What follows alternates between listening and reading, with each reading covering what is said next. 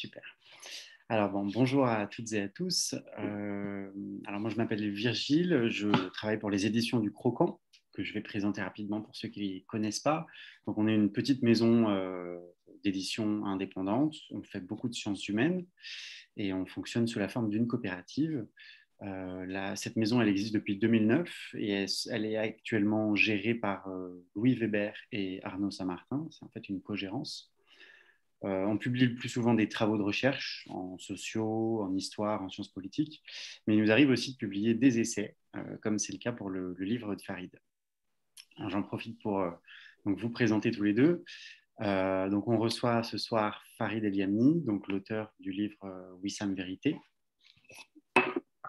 ici, et qui revient donc sur son combat pour obtenir la vérité et la justice à propos de la mort de son frère, dans des circonstances que je vais détailler un peu plus. Et alors, pour discuter son livre, on a le plaisir aussi d'accueillir Christiane Voller, donc, qui est philosophe et chercheur associé au CNAM, et qui milite pour une philosophie de terrain, tout en s'intéressant aux champs politiques, médicaux et esthétiques. Alors, pour vous présenter rapidement les faits, pour ceux qui n'y seraient pas familiers, donc Wissam, le frère de Farid, fêtait le Nouvel An en 2012 à Clermont-Ferrand, sur un parking. Et tard dans la nuit, il a été emmené au commissariat après une altercation avec des policiers dans des circonstances qui ne sont pas extrêmement claires. Et il a été retrouvé en fait allongé donc, dans un couloir de ce commissariat, dans le coma, avec plusieurs os fracturés. Et il est décédé donc 9 jours plus tard à l'hôpital, alors qu'il avait 30 ans. Depuis, donc, il y a un comité qui s'est monté, qui est porté notamment par toi, Farid, qui s'appelle Justice Vérité pour Wissam, et qui a bataillé avec la justice pour obtenir à la fois des contre-expertises médicales, une reconstitution et en fait une enquête un peu plus poussée. Et pour l'instant, aucun des policiers mis en cause n'a été mis en examen. Bon, si je peux dire deux mots sur ton livre, Farid, moi, ce qui m'a beaucoup surpris dedans, c'est sa dimension poétique et intérieure. Parce que, bon, moi, je m'attendais à ouvrir un manuel de lutte, clairement. Bon, et de fait, on en trouve un, hein, puisque tu parles aussi de la dimension systémique du problème policier. Tu te questionnes sur la capacité du dispositif étatico-judiciaire à se réformer et à quelle fin. Mais ce manuel de lutte, il est construit à partir de sentiments, d'émotions, qui tendent jamais vers la haine et qui le rendent beaucoup plus humain. Voilà, je te laisse prendre la parole. Oui, mais après, tu as très bien résumé. Après, par rapport à l'histoire, moi, je suis assez perfectionniste dans la manière de faire. En fait, retrouver, où ça m'a été retrouvé, pas vraiment. Ça, c'est ce que les policiers disent. Disons que dans la version officielle, il a été retrouvé. Et effectivement, oui, donc le livre Wissam Vérité, je remercie parce que vous avez voulu en parler. En fait, c'est un ensemble de textes qui ont été écrits en fait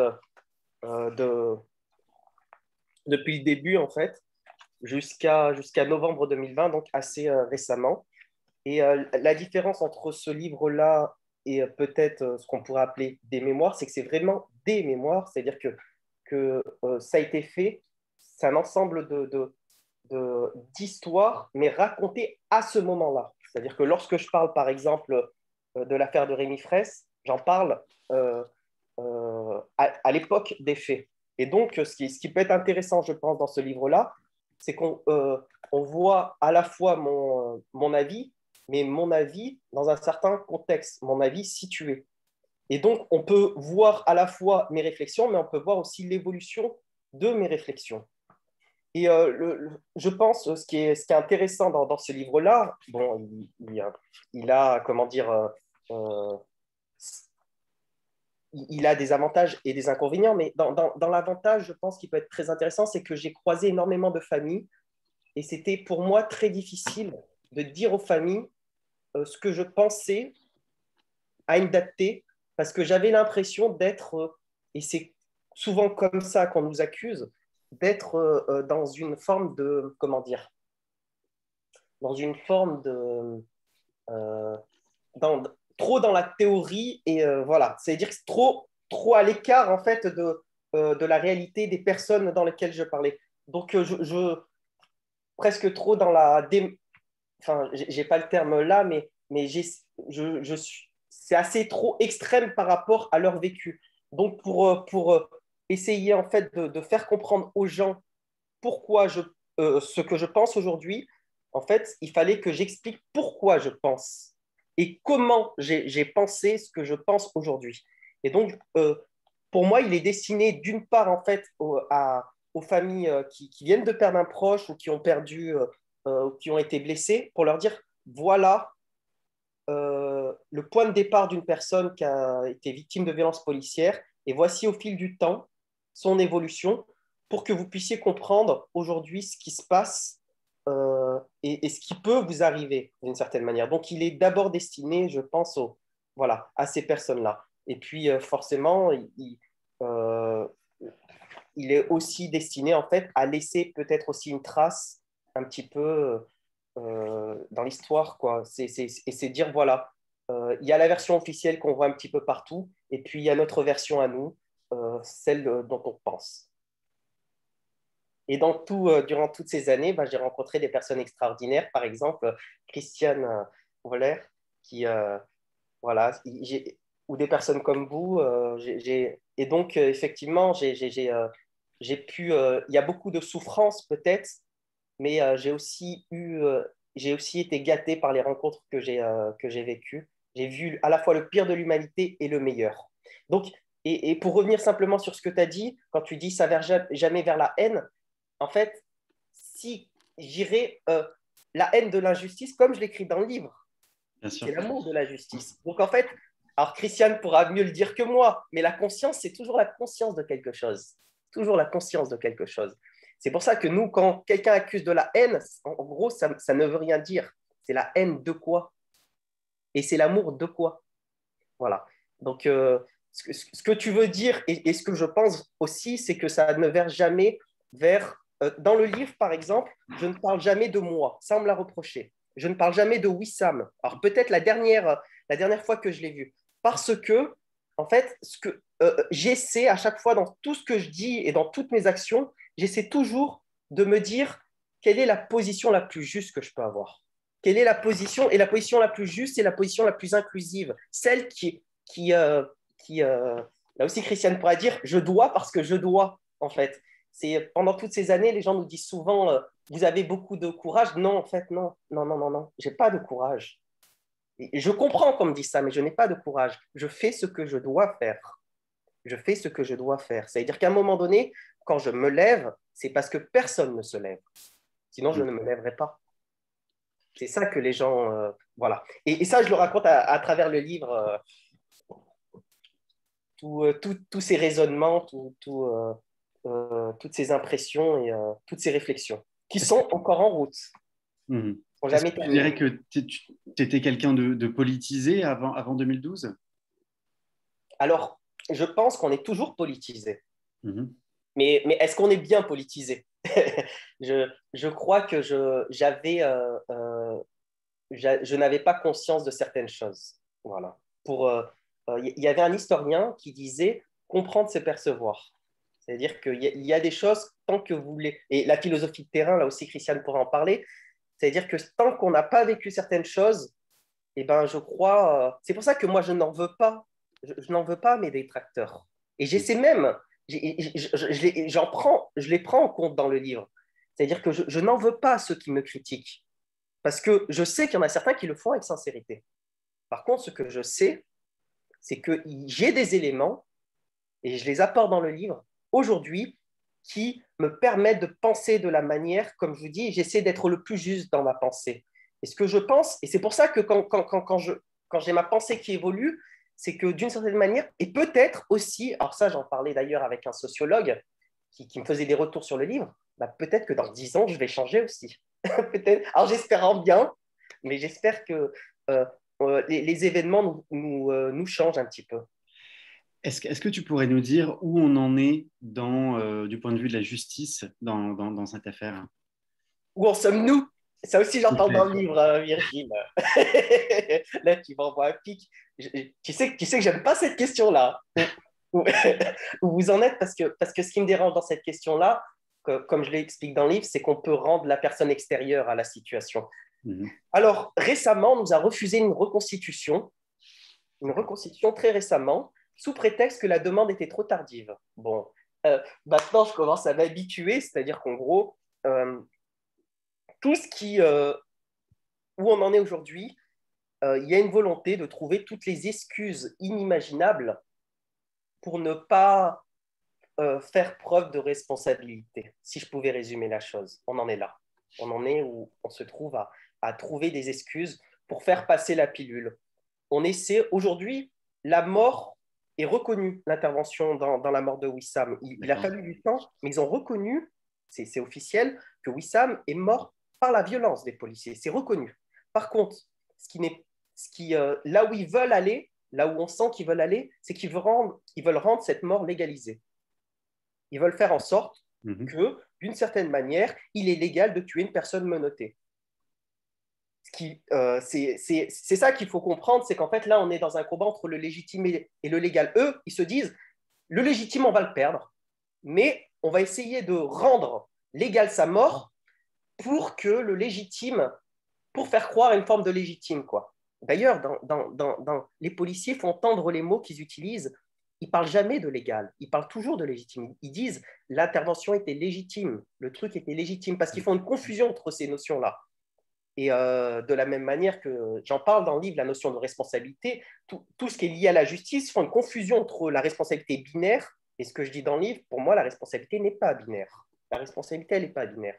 Donc on est là-dedans. On est dans une forme de sophisme qu'ils veulent fabriquer. Ils veulent fabriquer quelque chose qui ait une apparence de ça a à peu près fonctionné. Et donc là, ils cherchent tous les éléments. Et ma, ma conviction profonde, c'est aussi une chose, c'est que je crois qu'ils veulent aussi nous faire péter un plomb ou nous faire une erreur. Voilà, j'ai cette conviction-là aussi. Ouais, C'est d'une part, ils ne veulent pas faire leur responsabilité, mais aussi ils veulent nous provoquer, faire qu'on fasse des conneries. d'accord. Christiane, Question est-ce que que, j'ai. Hein. Christiane, est-ce que vous voulez rebondir? Oui, oui, oui, tout à fait, parce que je trouve remarquable effectivement la manière dont Farid vient de dire les choses et de les dire par rapport à son livre, c'est-à-dire par rapport à ce qu'est l'intention de son livre. Et en particulier, cette question de ils veulent nous coincer. Autrement dit, finalement, ceux qui sont en réalité les coupables se font accusateurs. Et ça, c'est quand même un comportement très classique de la police en général, mais en particulier de la police à l'égard de ceux qu'ils estiment discrédités d'emblée. Tu as parlé à juste titre, Farid, de la différence entre légal et légitime. Hein. Légal, c'est-à-dire ce qui répond à la loi, et légitime, ce qui répond à une exigence de justice. En fait, dans tout ce que tu décris, dans tout ce qui se passe au niveau de cette affaire, puisque finalement c'en est une, non seulement du côté de la police, il y a zéro légitimité réelle, mais il y a aussi zéro légalité, puisqu'il y a effectivement des mensonges avérés, des contre-vérités, des expertises fausses, falsifiées. Enfin, donc, on est en pleine on n'est pas simplement dans l'illégitimité, on est vraiment dans l'illégalité. Mais la question, je crois que c'est surtout qui est d'emblée délégitimé par sa position, et en particulier, effectivement, parce qu'il se retrouve racisé. Voilà. Donc ça, c'est un premier facteur de délégitimation. Et un second facteur de délégitimation, c'est qui est délégitimé précisément parce qu'il est légitime et qu'il doit absolument être discrédité. Donc, la question des catégories de population discréditées, elle est absolument déterminante, parce que sitôt que le discrédit est jeté, ça veut dire que la parole elle-même ne peut plus être entendue. Et ce que je trouve remarquable avec le bouquin de Farid, puis en général avec son action et sa détermination, c'est que précisément, il inverse quand même ce discrédit.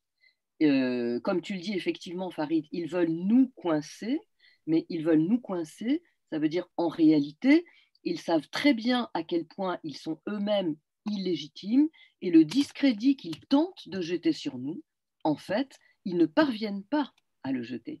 Et c'est précisément ce qui fait de vous, c'est-à-dire de nous, des ennemis aux yeux de ce pouvoir-là.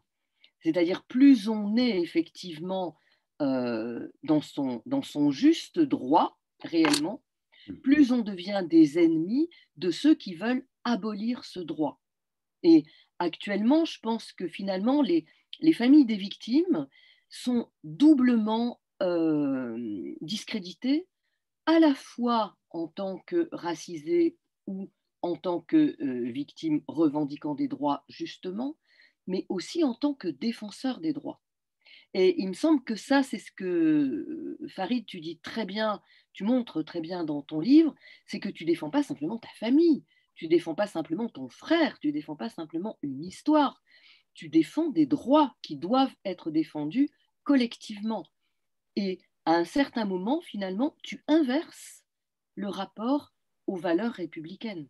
Ce que tu montres très clairement, c'est que les valeurs républicaines, non seulement ne sont pas défendues, mais sont absolument et radicalement bafouées par ceux qui s'en prétendent les garants. Et face à cela, ceux qui sont les familles des victimes, c'est-à-dire précisément ceux qui sont ostracisés, ceux qui sont racisés ou ceux qui sont discrédités en tant que militants ou ceux qui sont discrédités en tant que défenseurs des droits, ceux-là sont les vrais défenseurs des valeurs républicaines. Et pour moi, cette question-là, elle est tout à fait déterminante. C'est-à-dire on se retrouve dans un État qui, en effet, est un État de non-droit. On se retrouve dans un État qui est dans une position radicale de double langage, c'est-à-dire de prétendre défendre des valeurs républicaines qu'il est en train non seulement de ne pas respecter, mais de combattre violemment. Et le système judiciaire est une autre forme de violence. Ton frère a subi des violences policières, il en est mort. Il y a 10 ans, il y avait une dizaine de personnes qui en mouraient chaque année de ces violences policières. Maintenant, il y en a plus de 20 chaque année. C'est-à-dire que le chiffre est allé en augmentant, et le chiffre est allé en augmentant à cause précisément de l'impunité policière. Et donc, cette question de l'impunité, elle est vraiment au cœur de cette problématique-là. C'est-à-dire, ce que nous défendons, c'est quelque chose que nous avons en commun à défendre, que nous soyons racisés ou pas. De même que quand on défend des valeurs féministes, qu'on soit une femme ou qu'on ne le soit pas, ne devrait avoir aucune importance. Quand on défend l'homosexualité, qu'on soit homosexuel ou qu'on ne le soit pas, ne devrait avoir aucune importance. Et ici, c'est exactement la même chose. Je veux dire qu'on soit soi-même racisé ou qu'on ne le soit pas, qu'on ait soi-même ou pas été atteint par la violence policière, que nos familles à nous en aient été ou non victimes, finalement, je trouve que ton travail tend à ce que ça devienne secondaire, tout à fait secondaire et même accessoire. C'est-à-dire ce que nous avons, c'est un espace public collectif à défendre. Et cet espace public et collectif, c'est précisément collectivement que nous devons le défendre, c'est-à-dire que nous sommes tous, en réalité, des défenseurs des droits au même titre. Mais il y a une différence, c'est que ceux qui ont subi et qui ont été impactés directement par cette violence, comme ta famille l'a été, comme Wissam évidemment l'a été au premier chef, ceux-là en réalité sont véritablement les experts de la question. Et là, je voudrais aussi retourner cette question-là pour sortir finalement des idéologies victimaires. C'est pas parce que celui-ci ou celui-là a été directement victime qu'il se réduit à être une victime. Et ton bouquin, d'ailleurs, refuse complètement de pleurnicher là-dessus, comme toute ton action. Au contraire, parce qu'on a été impacté, on devient un expert. Et pour moi, actuellement, Farid, comme d'autres d'ailleurs, comme Ramata Dieng, comme d'autres qui sont dans le même cas que toi, comme Assa Traoré, vous êtes devenus des experts de la question policière et judiciaire. Et on doit se référer à vous en tant que tel. Alors, tu parlais effectivement de la philosophie de terrain. Moi, précisément, c'est cela que je revendique dans la philosophie de terrain. C'est-à-dire de considérer les personnes qui ont vécu les choses, non pas, alors surtout pas, comme des témoins. Un témoin, c'est quelqu'un qui est extérieur à une affaire. Donc, on ne doit pas demander à quelqu'un de témoigner quand il est directement impacté. Donc, vous n'êtes pas du tout des témoins. Mais vous n'êtes pas simplement des victimes. Votre statut originel de victime vous pose en fait en acteur de l'histoire. D'abord, vous devenez des acteurs d'une histoire collective qui est la nôtre à tous, mais vous pose aussi en expert, c'est-à-dire vous êtes un cran au-dessus, pour moi, y compris par rapport aux chercheurs. Moi, en tant que chercheur, j'estime que je dois me mettre en position d'écoute de ce que vous dites, de la parole que vous portez, de l'impact qu'elle a, de la puissance qu'elle déploie. Et ma propre pensée en tant que philosophe, elle est influencée par ça. Elle est construite par ça, au même titre qu'elle est construite par la pensée de Michel Foucault ou de Kant ou d'autres intellectuels notoires. C'est-à-dire, c'est un peu aussi ce que disait Gramsci, hein, c'est-à-dire la fonction d'intellectuel n'est pas la fonction d'intellectuel, c'est l'apanage des intellectuels, mais la qualité d'intellectuel, c'est l'apanage de tous. Et c'est une qualité qui est, je pense, susceptible d'être mieux encore revendiquée par ceux qui en ont le vécu. Et je rappelle très souvent que quelqu'un comme Hannah Arendt, eh bien, qui c'était Hannah Arendt? C'était une étudiante de Heidegger, c'était une phénoménologue comme beaucoup d'autres. Quand est-ce qu'elle est devenue vraiment une philosophe au sens propre et au sens puissant du terme? Quand elle a été elle-même, quand elle a subi elle-même la ségrégation, la violence, le risque d'extermination, et quand elle a été affrontée à cela, elle est devenue ce qu'elle est, c'est-à-dire une philosophe du politique. Et c'est ce vécu, c'est cette expérience qui donne précisément la capacité de penser. Et je pense que Farid, tu es à mon avis très représentatif de ça. Et tu n'es pas le seul, mais tu es quelqu'un qui le porte de manière extrêmement déterminée. Voilà, je ne voudrais pas non plus parler trop longtemps parce que c'est une discussion, mais voilà, c'est 5 juste... secondes, je vais allumer la lumière parce que j'ai l'impression que la nuit est tombée et j'ai l'impression qu'on ne me voit pas très bien. J'arrive, juste j'allume la lumière.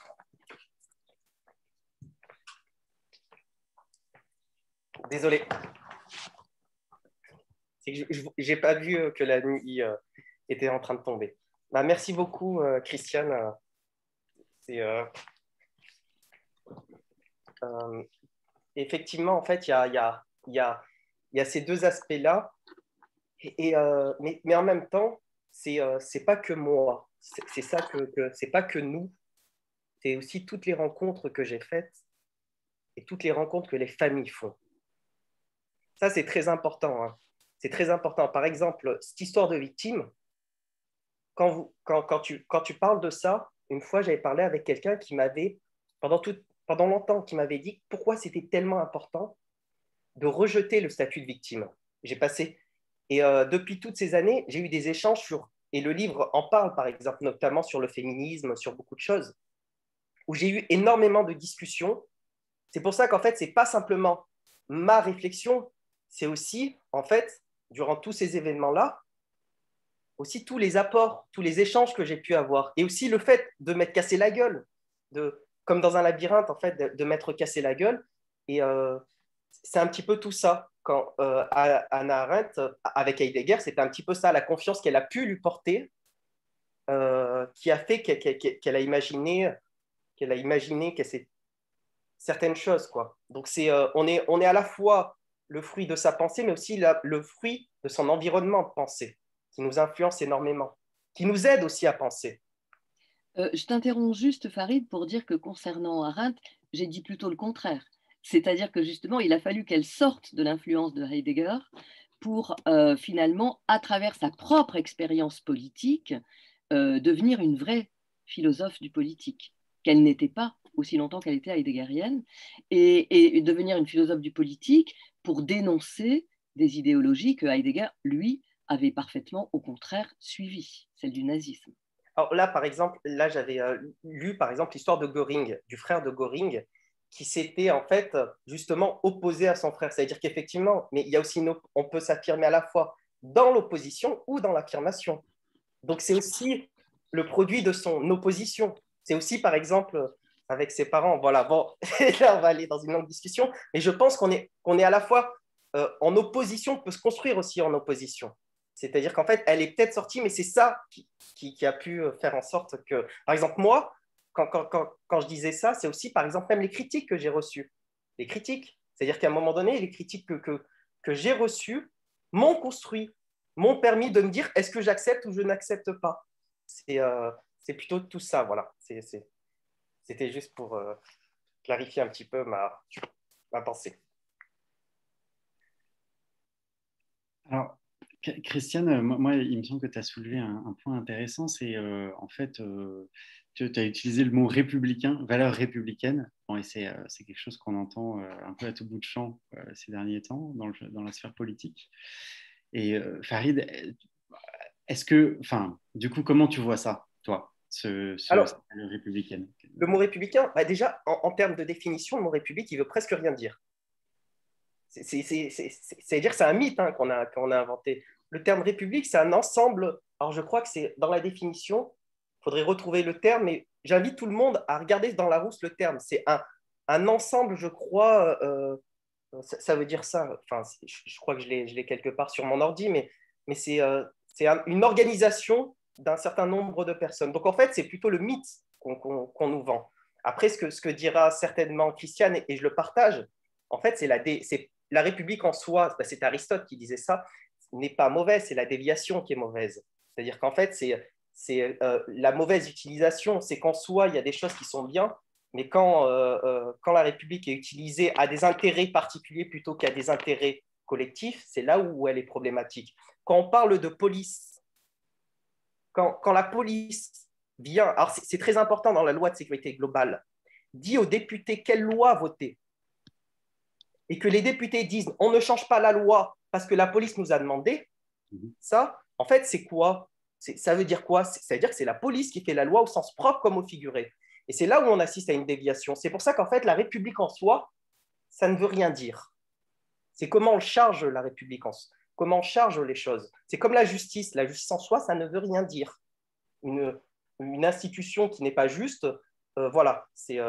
Donc en fait, c'est plutôt la déviation des choses qui est problématique. C'est est-ce que les paroles sont en accord avec la prétention qu'on fait. Quand je parle de ça, par exemple, aujourd'hui, je voyais Macron qui parlait de la fête de la musique et qui disait ensemble. C'est-à-dire qu'il y a ceux qui sont à la tête de la République vivent des mots, mais derrière les mots, il n'y a aucune cohérence. Les mots ne sont pas en cohérence avec la réalité.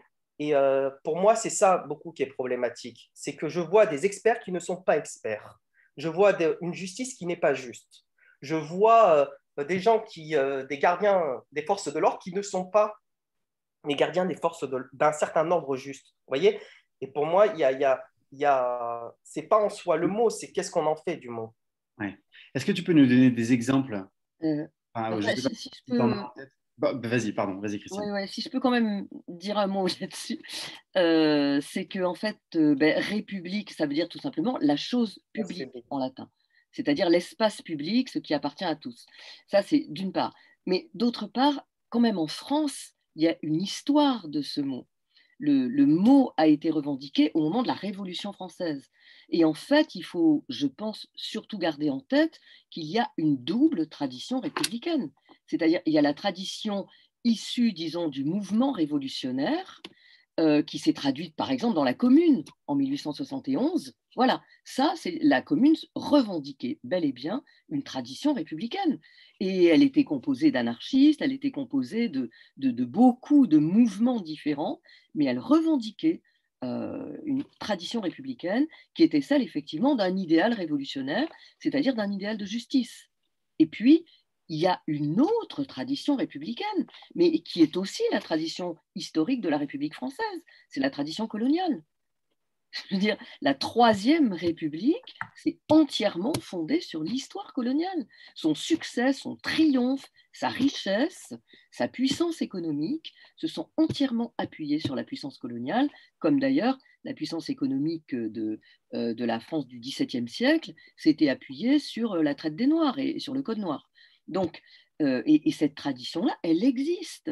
Donc, quand on se revendique de la République, de quelle République se revendique-t-on?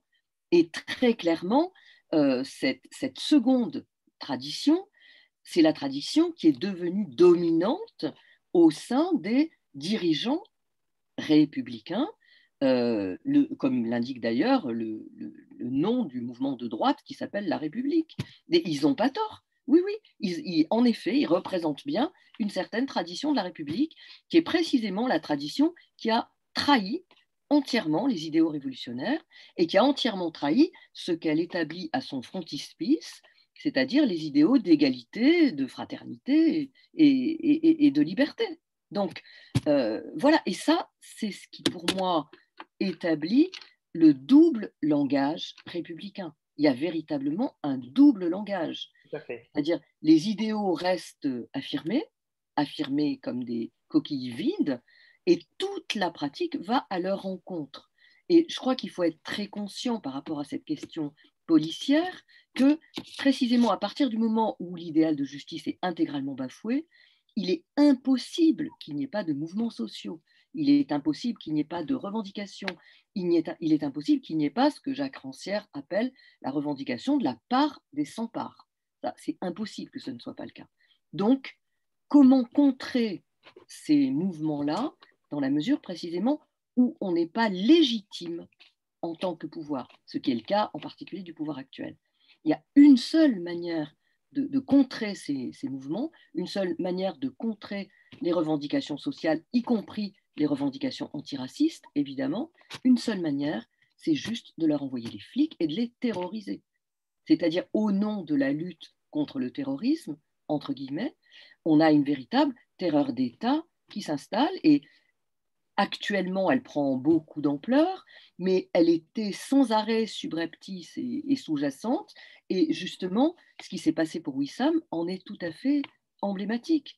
Et du coup, l'État actuel, en tout cas les dirigeants actuels, pour assurer leur pouvoir, ont besoin de leur police et sont dans ce que Fabien Jobard et Olivier Filleul, qui viennent de publier ce livre Politique du désordre, appellent à très juste titre l'ancillarité du pouvoir à l'égard de sa police. Ils sont dans une position ancillaire, ils deviennent les serviteurs de leur propre police, d'où effectivement la loi sécurité globale, qui est une loi qui n'a pas d'autre finalité que de défendre les intérêts policiers, bien sûr.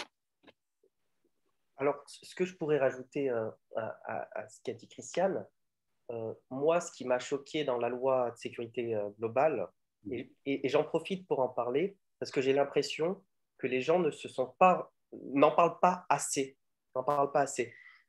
J'ai déjà parlé notamment avec Sradra Popovic, qui est quelqu'un qui a été à l'origine en fait de la révolution serbe et qui a écrit des manuels notamment de non-violence, qui appellent ça de non-violence. On peut retrouver ça sur Internet au niveau de ce qu'ils appellent l'Einstein Institute. C'est vraiment des pratiques de non-violence. Et dans les pratiques de non-violence, il y a ce qu'ils appellent le name and shame.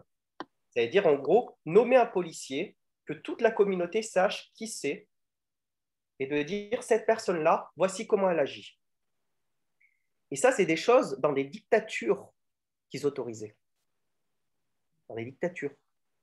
Et là, on est en train de dire qu'on va interdire de filmer parce que ça pourrait amener à la violence. Et là, quand vous reprenez toutes les pratiques de non-violence, d'une certaine manière, peuvent amener à la violence.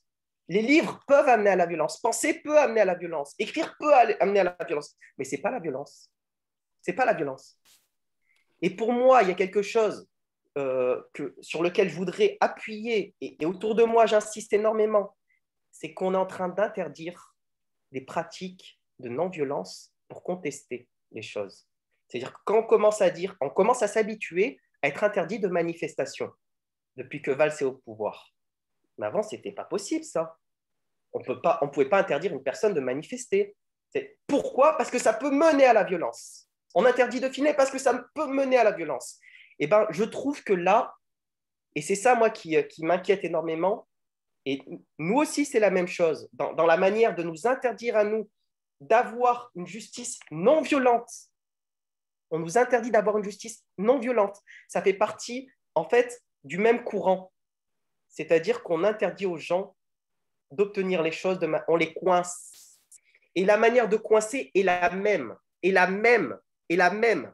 Et la même, c'est comment? C'est qu'on offre deux choix qui sont des mauvais choix. On vous dit, soit vous obtenez la justice, soit vous n'obtiendrez pas la justice de non-violence, soit vous devez accepter. Soit vous ne manifestez pas, ou soit on vous interdit de manifester. Et en fait, le système est en train de gouverner comme ça. Et les gens ne se rendent pas compte de ça.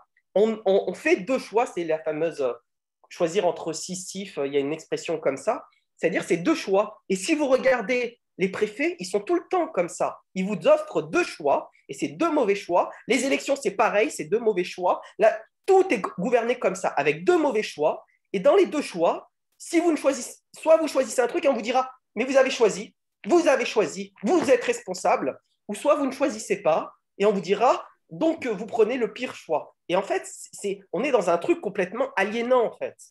Vraiment, on est dans un truc et c'est pour ça que peut-être d'être dedans, on se dit, mais elle est où la solution? Eh bien, la solution, elle est où? Tout à l'heure, j'en parlais avec quelqu'un, par exemple, du respect des procédures.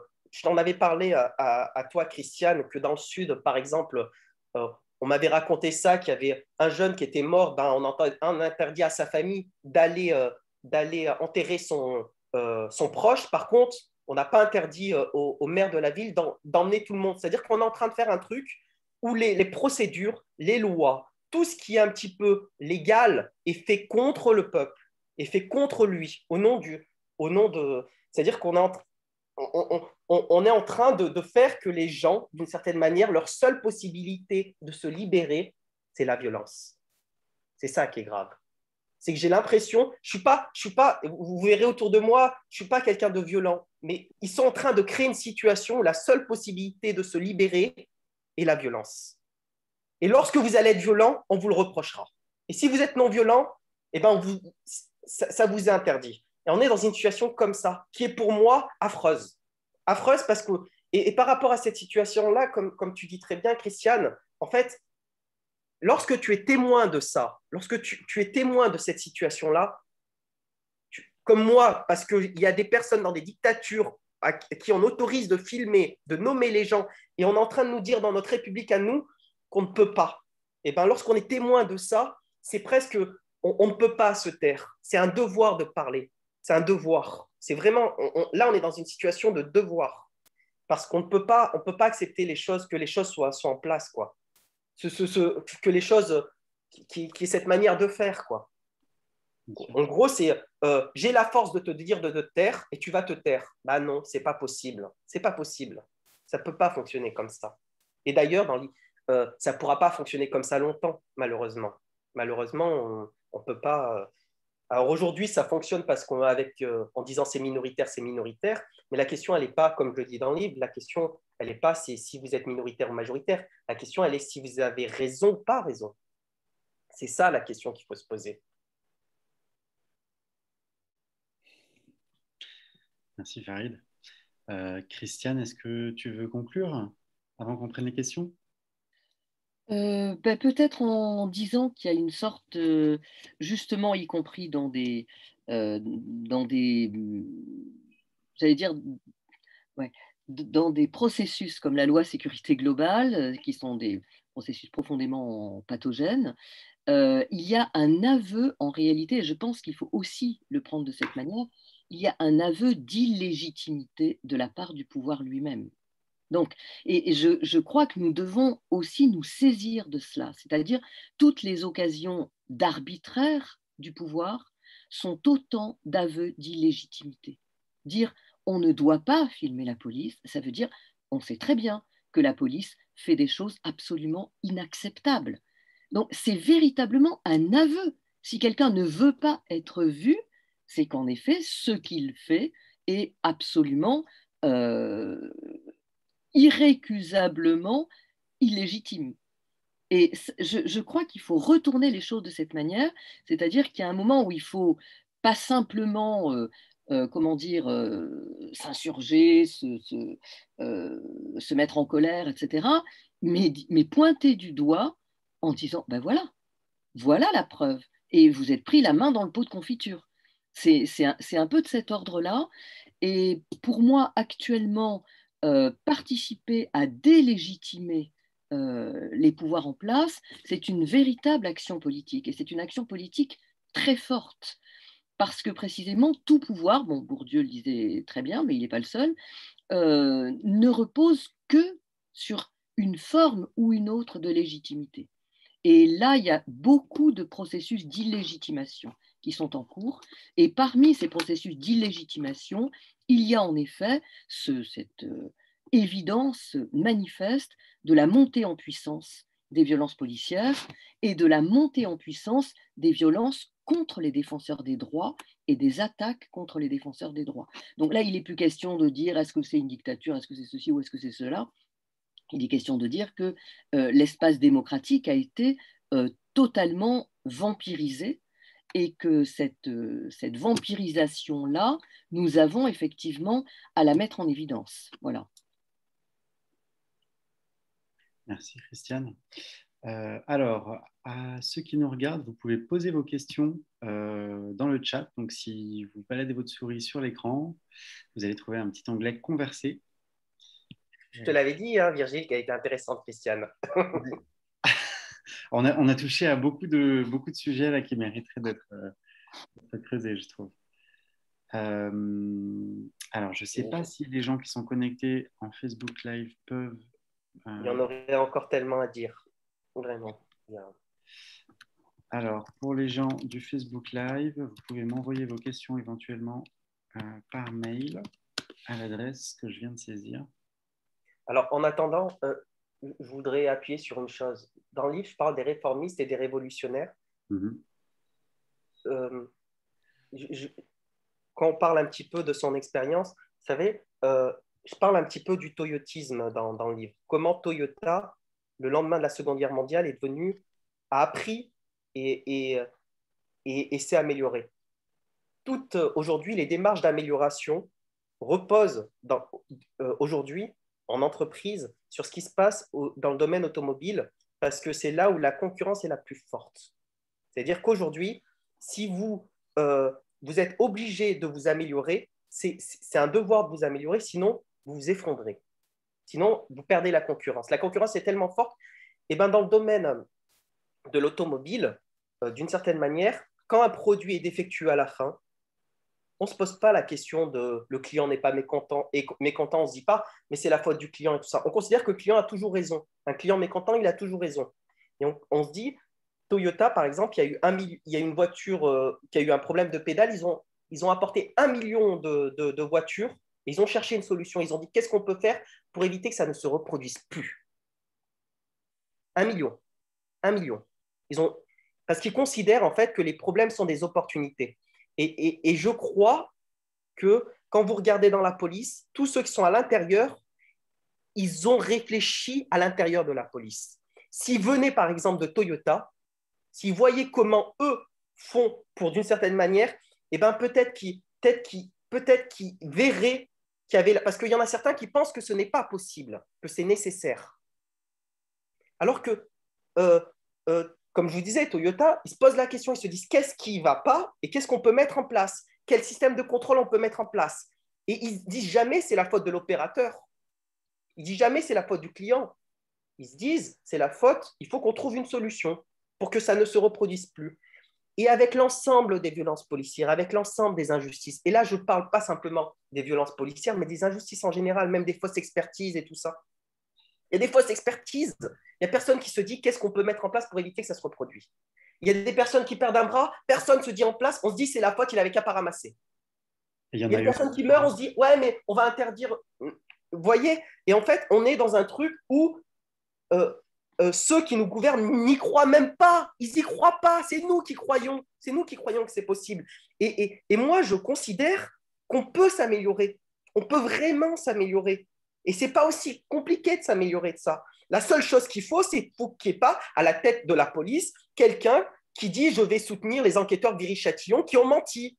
Ça, ce n'est pas possible. On ne peut pas s'améliorer avec des gens comme ça. On ne peut pas s'améliorer avec des gens c'est les syndicats policiers qui choisissent en fait les personnes qui vont monter dans la hiérarchie. C'est pas possible. On peut pas s'améliorer avec des gens. Quand ils essaient d'améliorer, quand ils essaient d'être honnêtes, ils sont obligés de démissionner. Ça, c'est pas possible. Donc on est dans un truc où ça ne va pas. Et les solutions qu'on demande, c'est à la police. Mais non, c'est pas à la police. Tels qu'ils aient, ils peuvent pas en sortir. Ils peuvent pas sortir de leur manière de penser. Je suis persuadé qu'ils peuvent pas en sortir. Parce qu'ils pensent que c'est comme ça qu'il faut faire. Ils sont incapables de penser autrement. Ils ne peuvent pas penser autrement parce ils sont dedans. Alors peut-être qu'ils vont, peut-être pas, enfin, ils ne peuvent pas. Ils pourraient, il y en a certains qui peuvent, mais c'est très difficile. Et pour moi, le truc, c'est qu'on est en train de laisser la roue libre à la police, quoi. Et il manque des gens qui leur disent non, Il manque des gens qui leur disent non. C'est pas ça qu'on veut. C'est pas de cette police-là qu'on veut. C'est pas de cette situation-là qu'on veut. Et on ne se servira pas de vous. Il manque des gens qui, d'une certaine manière, se sacrifient pour la France. Mais se sacrifient pour ceux qui nous disent patriotiques et tout ça, qui se sacrifient vraiment pour ce qu'ils pensent être juste. Et là, le problème, c'est qu'en fait, ceux qui sont à la tête de la police, ils pensent d'une manière. Ceux qui sont à la tête de l'État, ils pensent d'une autre manière. Et ça ne va pas. Ça ne va pas. Et nous n'acceptons pas de jouer les dindons de la farce dans tout ça, quoi. Alors, j'ai une question qui vient de m'arriver par mail. Je te la lis, Farid. Alors, qu'est-ce que Farid attend du service public de la justice concernant l'affaire de son frère? Alors, déjà, moi, je ne l'appelle plus justice. Je l'appelle celle qui se fait appeler justice. Celle qui se fait appeler justice, je n'attends plus rien d'elle. Plus rien. Je sais que c'est, comme je vous ai dit, elle ne changera pas d'elle-même. Il y a une phrase que je dis dans le livre, c'est jamais dans l'histoire des droits obtenus en faisant appel au sens moral. Si moi, je m'aperçois de certaines irrégularités, eux, ils s'en aperçoivent. Donc, ils ne changeront pas par eux-mêmes. Ce n'est pas d'eux que j'attends, c'est des personnes qui m'entendent. En fait, j'attends de ceux qui se sentent pas, ceux qui disent « je ne suis pas responsable » sont ceux auxquels j'attends des choses. Parce que je considère que si moi-même, j'arrive à faire un petit peu, tout le monde peut faire un petit peu. On a beaucoup de pouvoir. La seule chose, c'est qu'en fait, on n'a pas conscience de notre pouvoir. Quand je dis notre pouvoir, de notre potentiel, quoi, de notre, Christiane dirait de notre conatus, de ce qui... on n'a pas conscience de ça. On délègue, on se sent impuissant, alors qu'en réalité, voilà. J'appelle tout le monde à prendre conscience de son véritable pouvoir. Et on peut changer un petit peu des choses. Un océan, c'est juste une multitude de gouttes. Voilà, on peut... Et est-ce que tu as eu des contacts avec peut-être, je sais pas, des anciens magistrats ou même des gens qui sont toujours en fonction ont pu échanger avec toi? Malheureusement, alors je vais peut-être c'est pour ça que j'ai du mal à être dur comme ça, parce que je comprends que les gens peuvent être brusqués par ce que je vais dire, mais je n'ai vu que de cette institution-là que de la lâcheté. Ils n'ont fait que ce qu'ils étaient obligés de faire. Je n'ai vu aucune proactivité.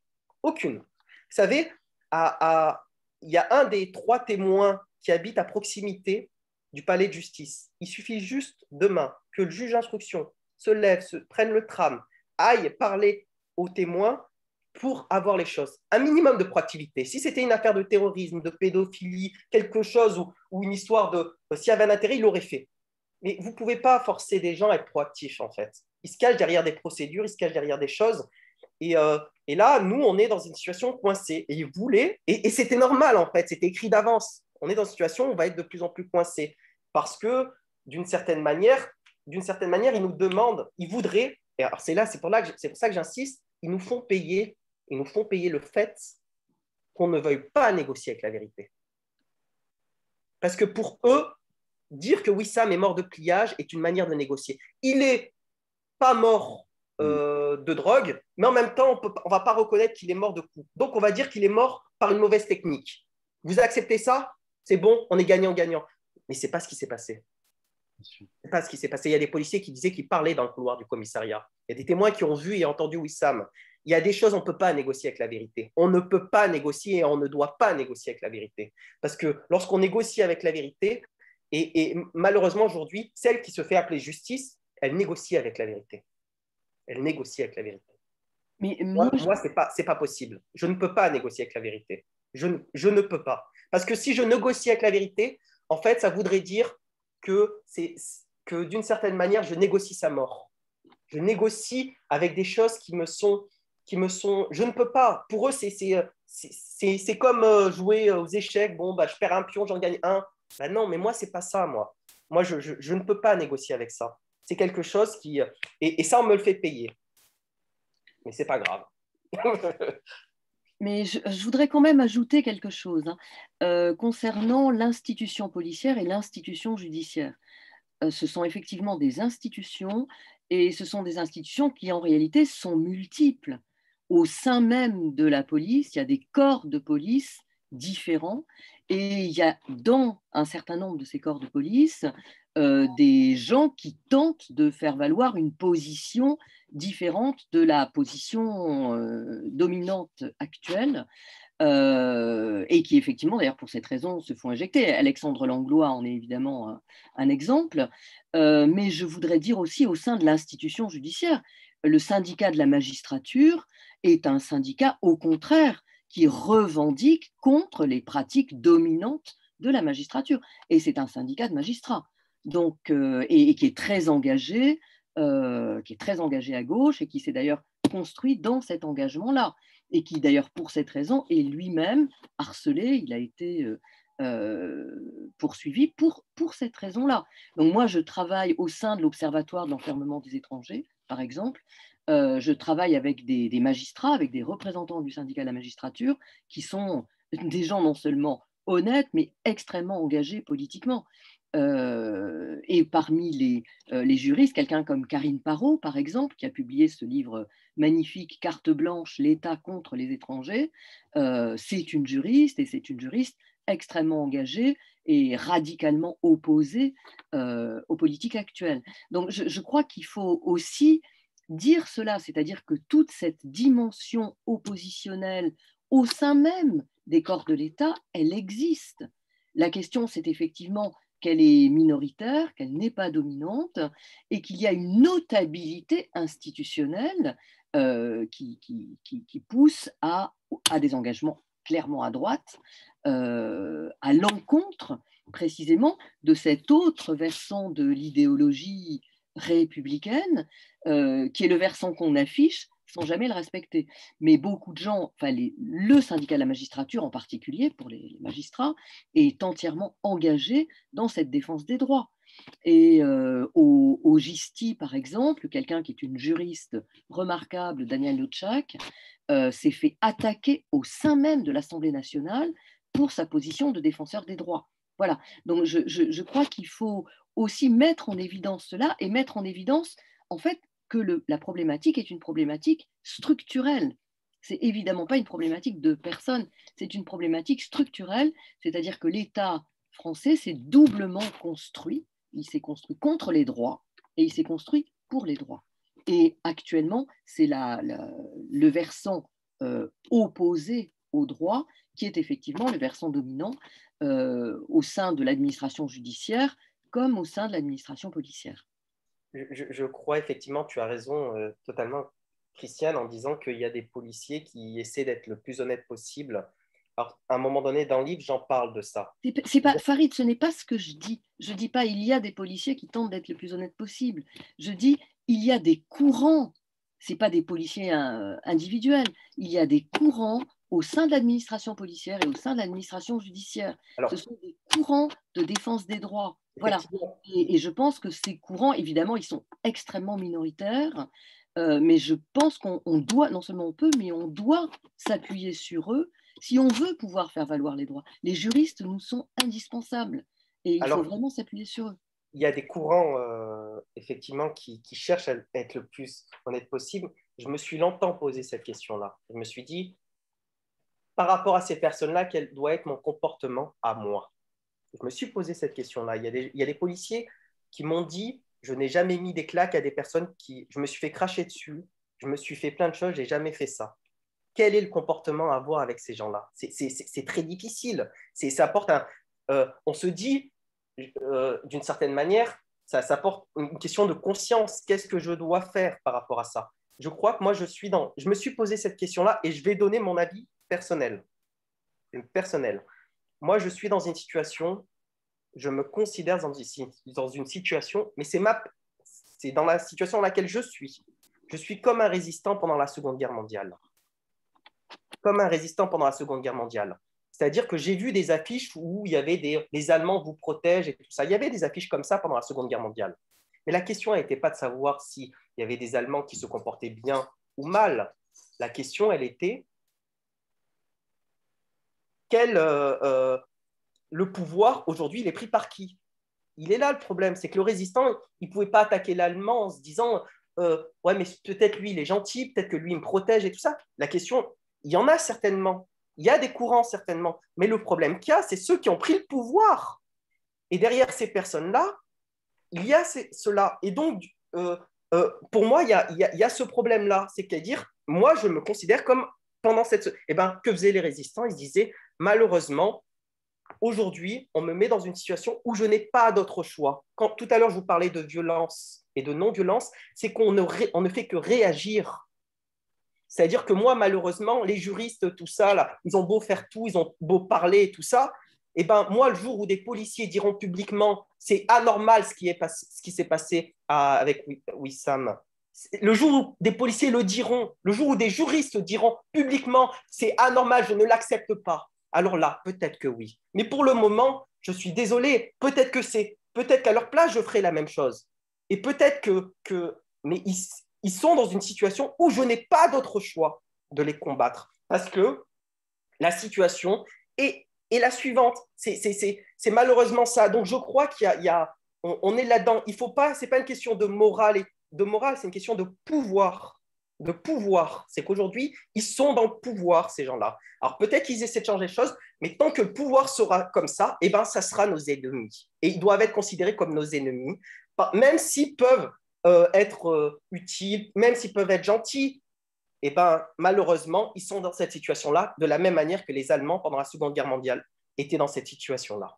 C'est mon avis à moi, qui est peut-être extrême, qui est peut-être catégorique, mais je pense malheureusement qu'on nous a mis dans cette situation. Et la différence qu'il y a, c'est que moi et les Perses, on n'a pas choisi. Les résistants, ils n'ont pas choisi d'être dans cette situation-là. Ils n'ont pas d'autre choix que d'être dans cette situation-là pour se libérer. Alors que eux, ils ont le choix. Ils ont le choix. Ils ont le choix de faire en sorte, à un moment donné, de taper du poing sur la table et de dire je ne l'accepte pas, et ces personnes-là de manière publique. Donc voilà. Après, c'est plutôt facile de dire ça. C'est difficile de demander du courage aux gens. C'est très difficile de demander du courage aux gens. C'est pour ça que les gens qui sont lâches, Bernard-Henri Lévy, une fois, il a dit une chose, il dit beaucoup de conneries, mais il a dit une chose qui était vraie, c'est-à-dire que c'est difficile de reprocher à une personne d'être lâche. C'est très difficile.